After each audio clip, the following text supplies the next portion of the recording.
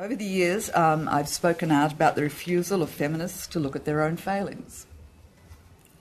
I've spoken out about women's studies, which for me, it's led to the ghettoisation of women's issues. I've spoken out about identity politics, which has fractured the left, leaving it with a paucity of ideas and, more often than not, on the defensive, never setting the agenda. Letting Rush Limbaugh set the agenda, it's a bad idea. I've spoken out about postmodern theory, which didn't put a premium on distinguishing good writing from bad, and encouraged the belief in three generations of students that objectivity is a fool's errand. Telling truth from lies, as far as I'm concerned, that's a fundamental human endeavour. Give up on that one and we're lost.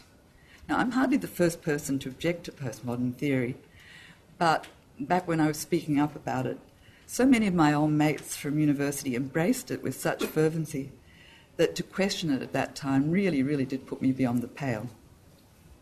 I've also spoken up a lot, and I've been doing it probably a bit this trip, about the Australian arts grant system, which was established with the best of intentions, small population, writers, artists, filmmakers, they all needed encouragement, and now it's just a trough.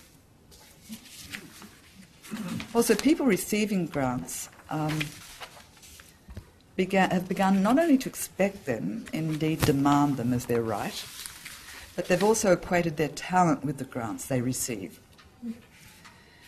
And in that same territory, I've spoken up about writing schools, which produce fiction which is narrow in scope. Writers go to writing school and then teach in them.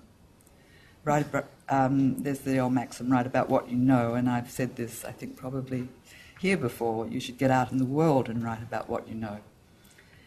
It has also occurred to me that we have a preponderance of historical novels in Australia because it's easier to write about convicts than it is to write about bankers. You might actually have to go out and get to know a few bankers.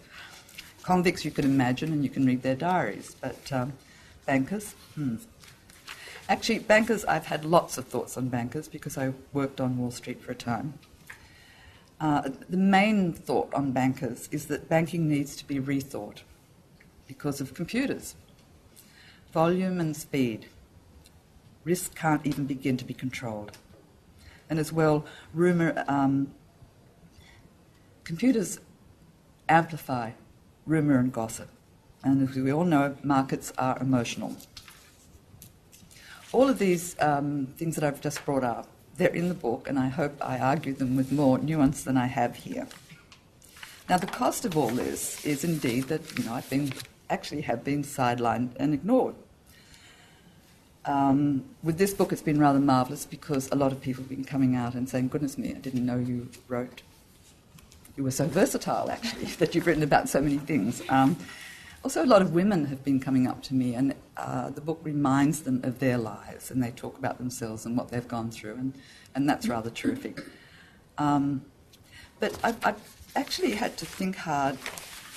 I've lost page 4. I was ignored mainly, I suppose, as you could see from my list, by the crusty old sisterhood. You still not hearing me? You still having trouble? It used to bother me being ignored, but it doesn't anymore. And then the question comes up, this leads into what Shelley was saying, was I sidelined and ignored deliberately? And it's occurred to me that perhaps not. When I come back to Australia, I've often had the sensation that the words coming out of my mouth couldn't actually be heard. There's a psychological phenomenon called cultural blindness. And psychologists did an experiment, and they dropped a gorilla amongst a group of people, and I'm simplifying here, and they couldn't see the gorilla because they didn't expect one to be there in the middle of the street. And then there's the old and probably apocryphal story of the Pacific Islanders who physically couldn't see a ship with big white sails that had anchored in their harbour because such a vessel didn't exist in their world. And then similarly, I think over the years, I've lived in New York for a very, very long time. The issues I was bringing up, it just wasn't part of the intellectual debate in Australia, and thus couldn't be heard. This is not a valued judgment. Every culture has different preoccupations. Anyway, I'm giving them the benefit of the doubt there. As well, with age, one gains a little bit of self-knowledge, one hopes. I'm an outlier, I'm a contrarian by preference and personality, and I am over to the side, over to the edge, and that's where I want to be.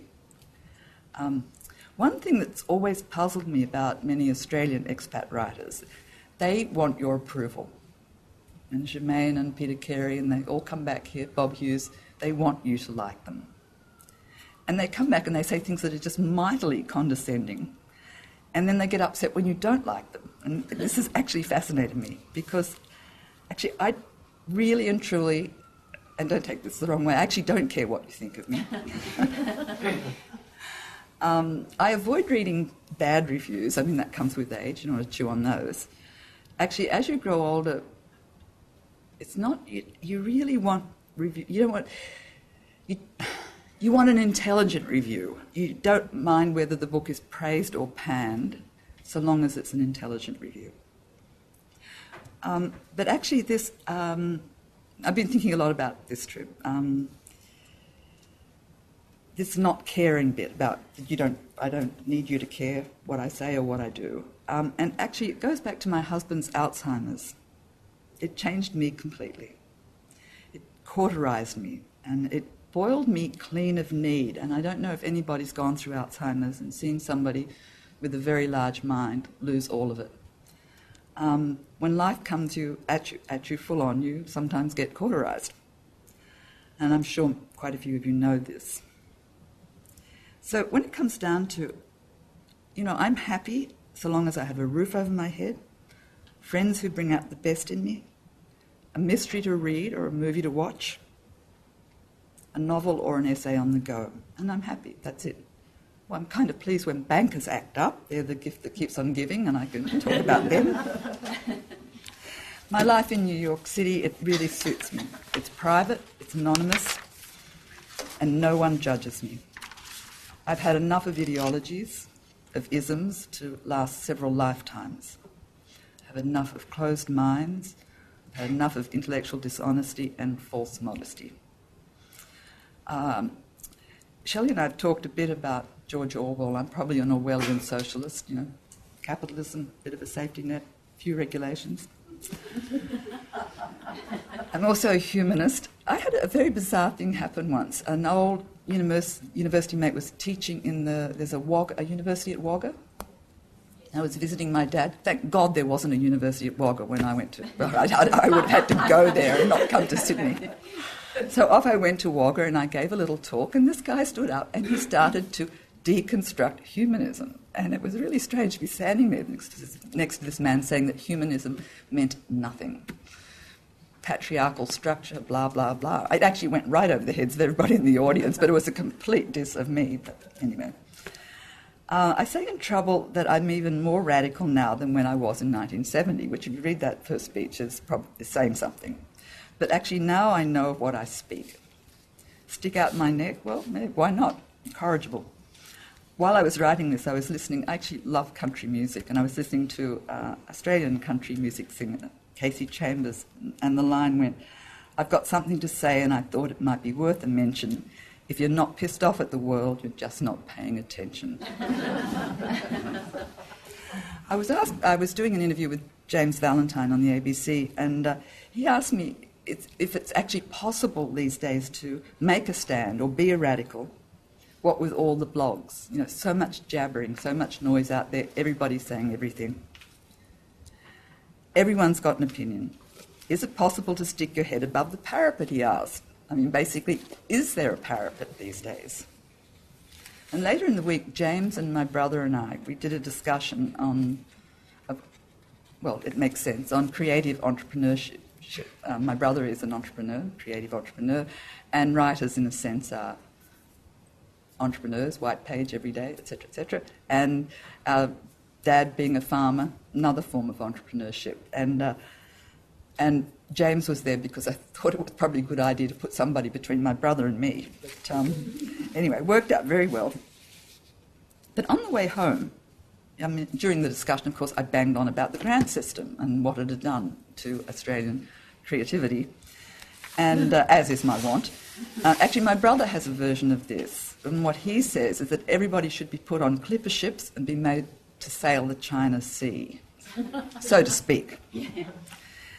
Anyway, on the way home, I could hear the two of them talking in the front seat, and they were cackling away, and asked them what was the joke, and they said, "Kathy, you keep saying things that are illegal. You are not supposed to have a go at the grant system."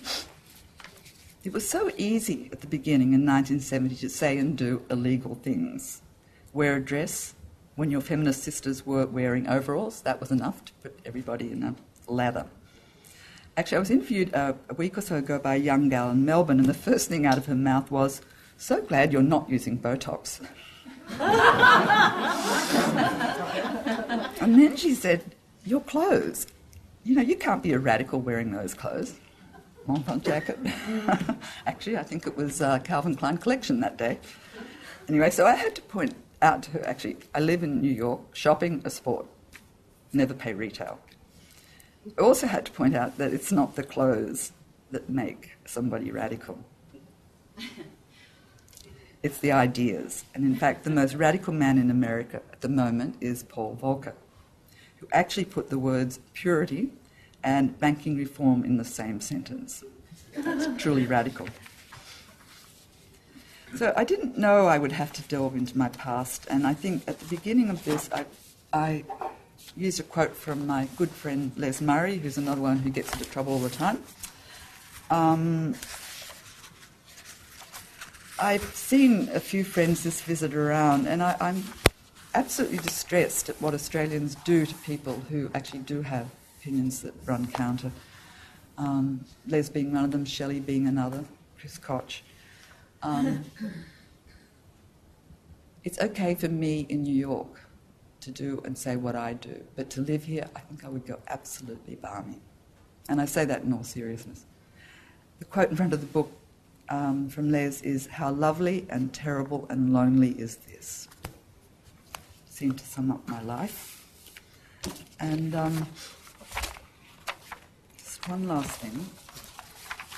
I think by the time I got to the end of the book, I didn't know whether it would work. I never know whether my book's going to work, and until they're sent off.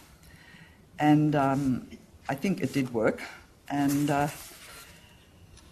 think what I was trying to say, I realised by the time I got to the end, was keep an open mind and an open heart.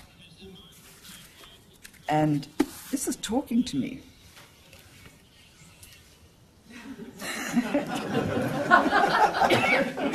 It sounds like the races or a football game. No, I think it's Peter Carey listening in. Damn the man. I have a friend who is, I've just got to find this, he's a banking friend. He's in corporate communications. He worked at Merrill Lynch. He went to Citicorp. Then he went to UBS. Then he went to Bank of Scotland, and now he's out of a job. Fabulous guy. And he has a face like a Roman coin, and it's because he's a Vlach. I don't know, are there any Vlachs here?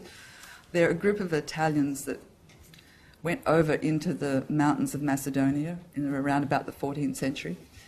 And they've been up in their mountain fastnesses for a very long time with their own language. It's a Romance language. The Bulgaris, the jewellery people, are Vlachs. And he gave me this wonderful, wonderful quote. I can't give you the Vlach quote, but the translation goes like this. I knew a tale, I told a tale. How well I don't know, but I have not deceived you. Thank you.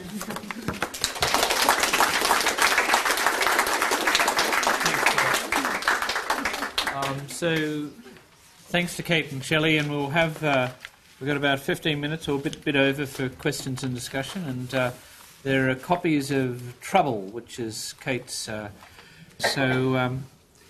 Alice. Both of you talked about how troublemakers seem to be born rather than made. And I was wondering whether in contemporary Australia, with a sort of atmosphere which maybe suppresses troublemaking, is it more likely that there will be less troublemakers who are born? And how can we try to try to reverse the tide? Well, are we going to be bred out? Shelley, talking to the microphone. Are we going to be bred out? I'm just curious about why you think there are less troublemakers now. Or is it just that they're not being heard, maybe? I'm not sure whether it's the one or the other. You think because of the internet, that, there's just so much noise out there? I'm not sure.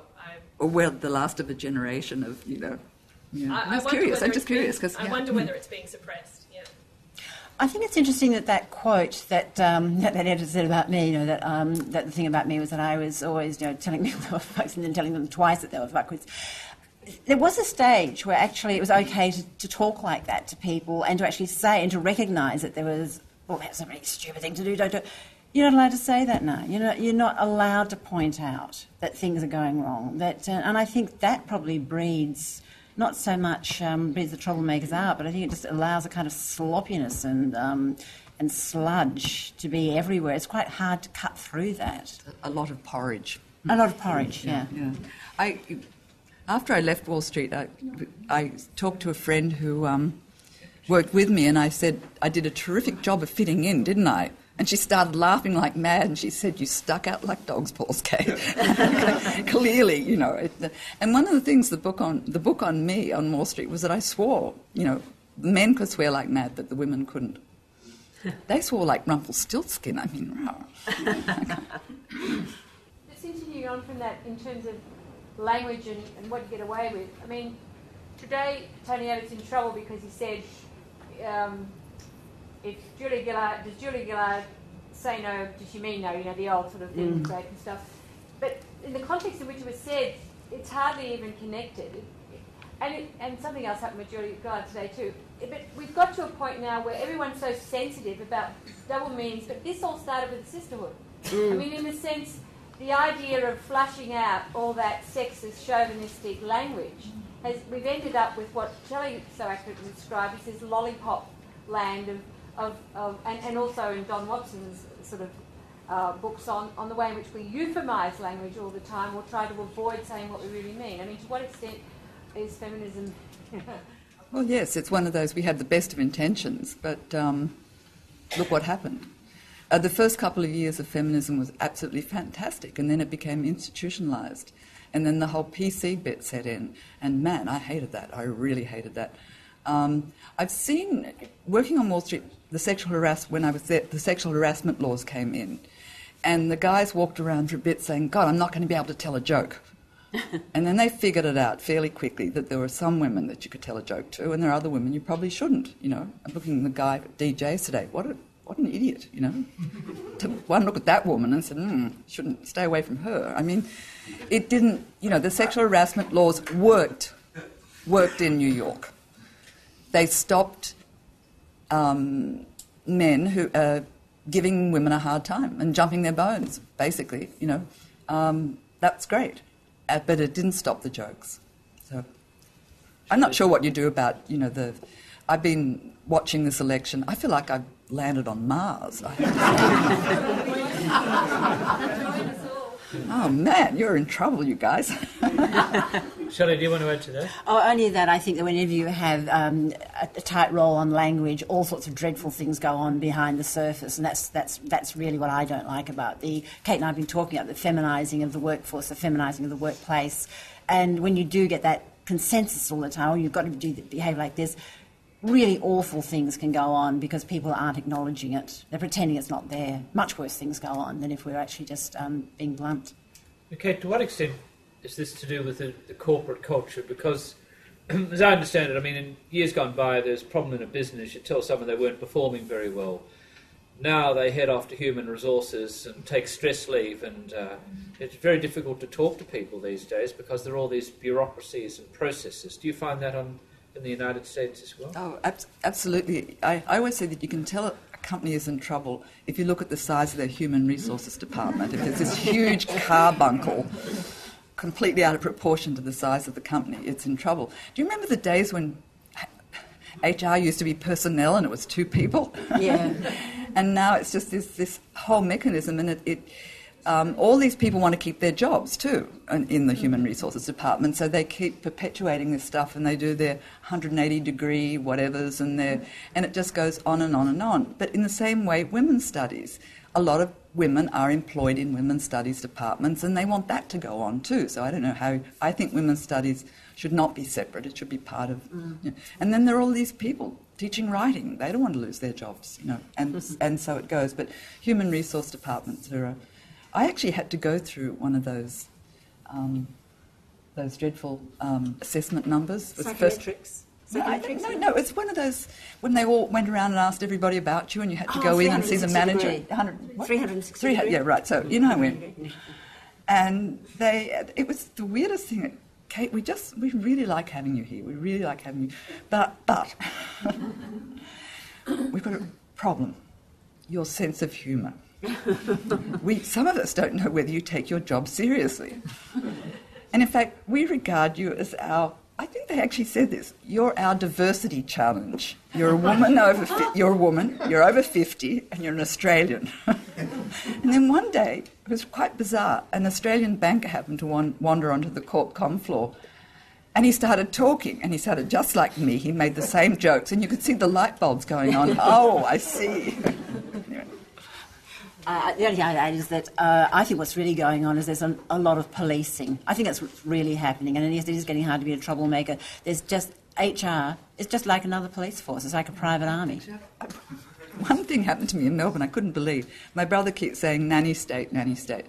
He has a company, motorbikes, so obviously he has a thought or two about safety regulations and women not wanting their husbands to ride motorbikes, etc., etc. But I was in a restaurant in Melbourne. I couldn't believe this. Now, I don't cook, so in New York, I always take half my meal home.